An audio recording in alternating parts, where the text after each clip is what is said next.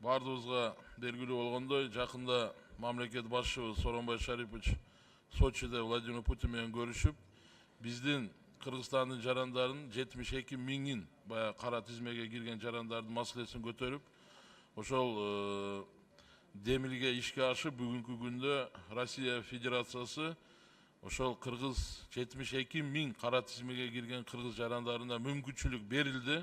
Ошондуктан мен биринчиден Кыргызстандын жарандарына кайрылам. Мына 10 декабрга чейин мүмкүнчүлүктөн пайдаланып, ошо 72 миң кара тизмеде турган жарандарыбыз ошо кара тизмеден чыкса жакшы болот эле да. Ага көмөк көрсөтүү максатында өкмөт тарабынан дагы мындай уюштуруу иштер Ашырбек Мойдонович жүргүзүш керек. Бул деген аэропорттор болот, мына чек ара кызматы, миграция кызматына биздин жарандарга Россия Федерациясынын тийиштүү мыйзамдарын окутуу максатында, тиешелүү мыйзамдарын окутуу максатында иш аракеттерди жүргүзсөңүздөр. Ошону менен биргеликте айрыкча массалык маалымат каражаттарына дагы кайрылып суранып кетет элем. Ушул иш аракеттерге жардам берип, элдерге түшүндүрүп, керек болсо жерлерге чейин Ашырбек Мойдонович.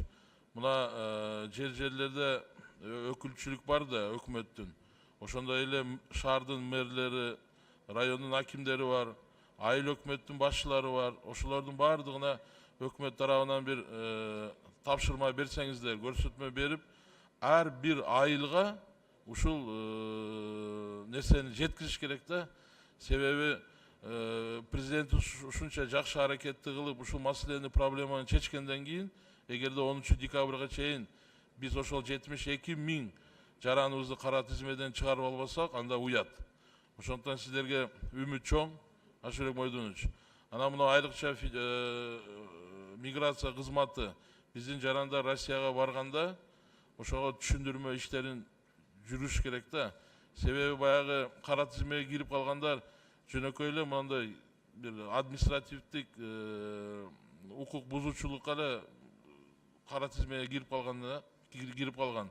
Андай бир орчундуу, бир олуттуу бир укук бузуучулукка барган эмес биздин жарандарчы.